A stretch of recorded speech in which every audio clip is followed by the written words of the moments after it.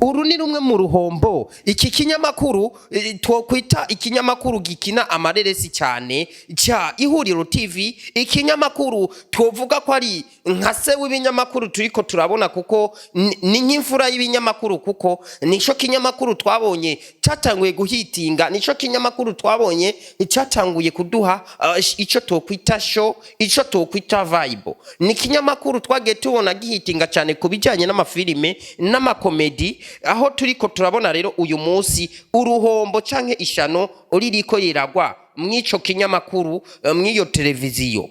Ni nyuma yaho rero turiko turabona abakinyi ba IHURIRO TV bose bariko bagenda basokora kamwe kamwe bakuramwa akarenge. Mbega ivyo vyoba biriko biva kuki? Nivyo natwe tutaramenya.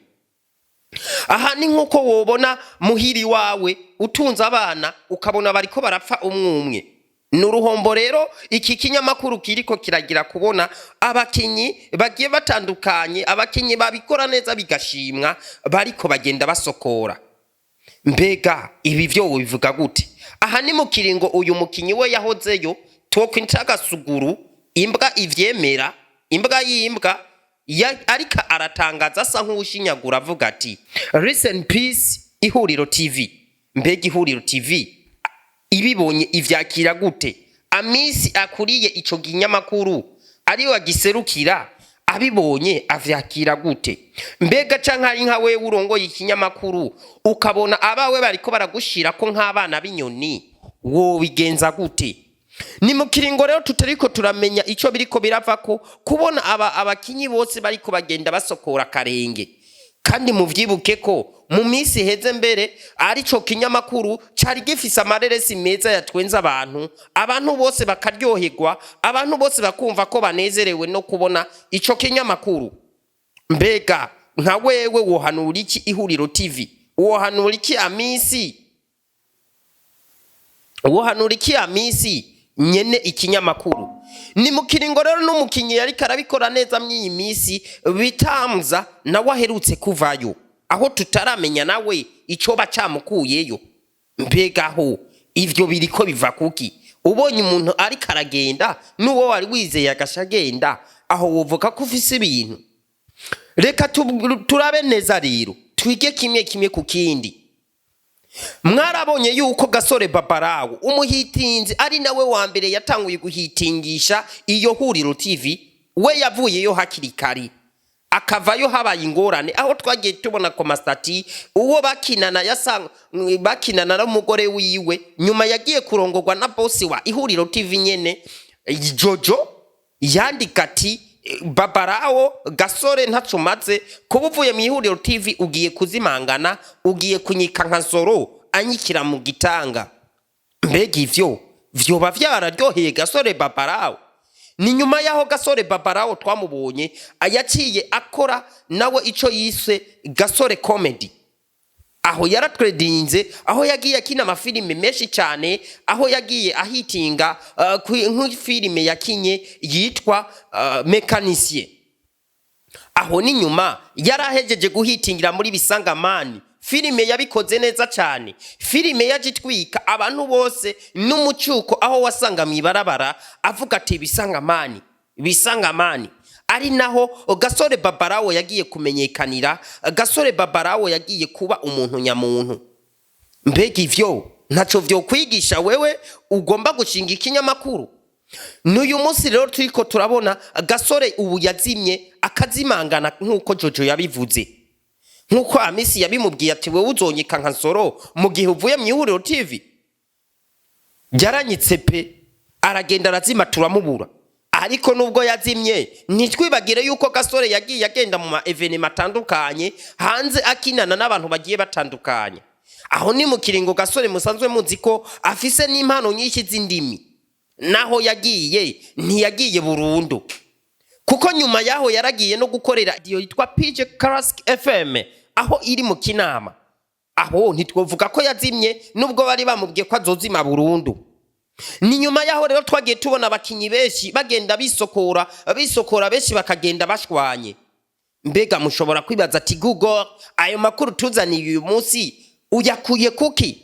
Niyihe nyendamuvano, niyihe nyanduruko?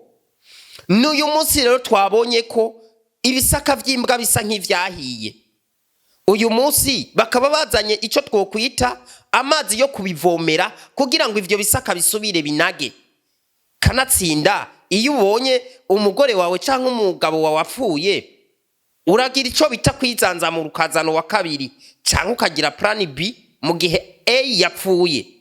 Mbega plan B ya IHURIRO TV nigihigiye kuza.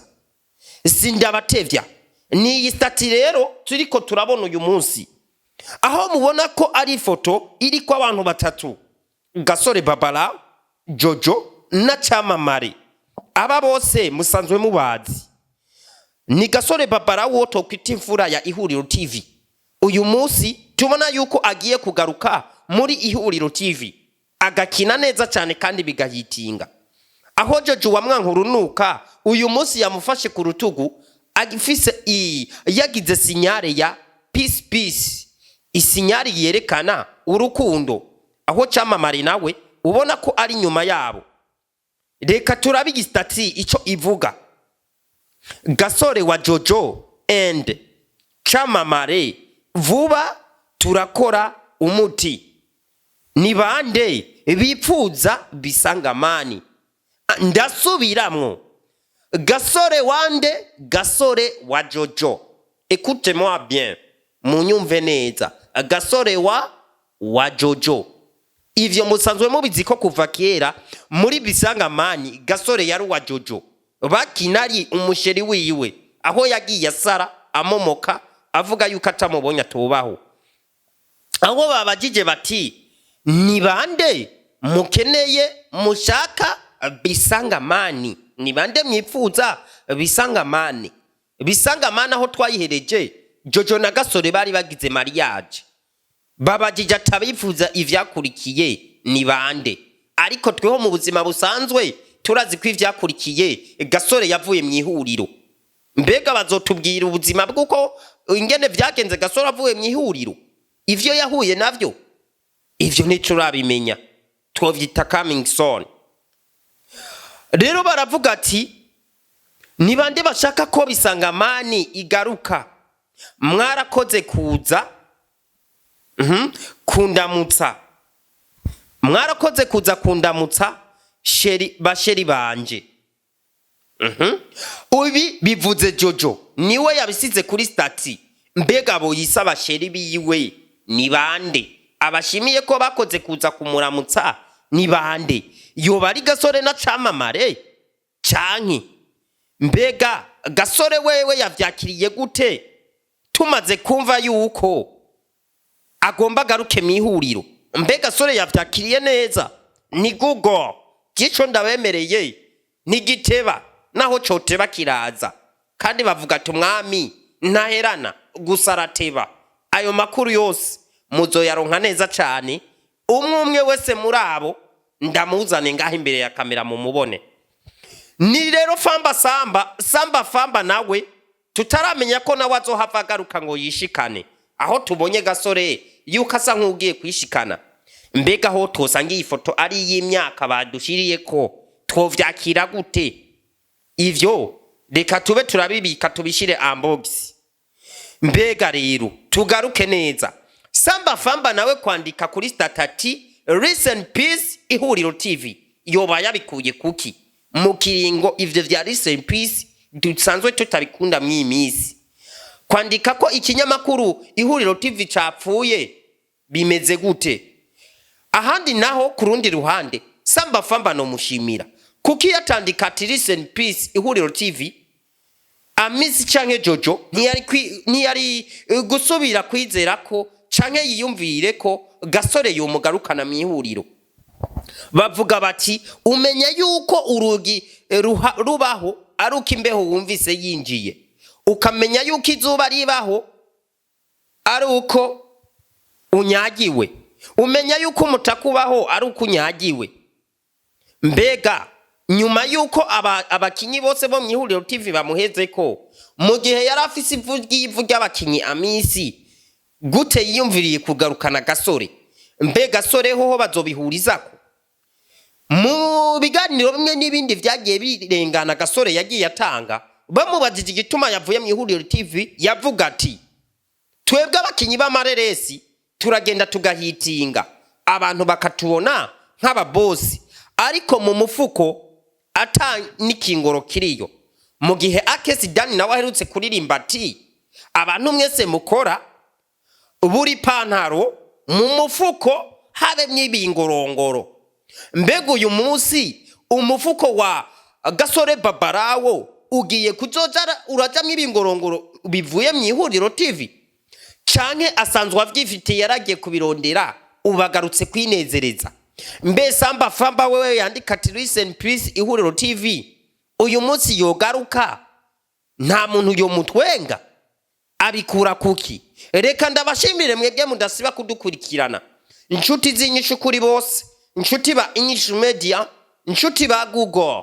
Ndababwira ati amakuru amwe yose agiye yizewe mugiye kuzohora muyaronka ndetse n'amavideo tuyabaha. Ndababwira ati kugira uronke video nziza isa neza nuko iba yafashwe n'umukameramani abimenyereye. Kugira uronke film isa neza ibifise sound, color na so. Ivyo byose rero ndakubwira tubikeneye ni extray bamu wenyine abishoboye mu Burundi bwose. Utamuhamagaye ntumbazi ufise mariage byose arabigukorira. Reka rero ndabashimire ndababwira ati basenzi mwese tuje ku karago, tuje mu vyumba vy'amasengesho, dusengere ihuriro TV kuko nta kabi kayo. Yahoze tunezera buri gihe, yahoze iduha amafilimi aryoshe cyane, amakomedi twaratwenga n'imbavu zigasaduka. Nta ngombwa rero yo kuyipfuriza gupfa, nta ngombwa rero yo kuja kuyihamba ngo tuyinywe kwa mata tuyizike, ahubwo tuyisengere isubira ivyuke nka kera. Reka mvuga ati ni wewe Gasore wiyumviriye kugaruka kuko amazi arashuha ntiyibagira ibumbeho. Nimbuje ingo vya nyavyo ntiwuze wumviriza amajambo.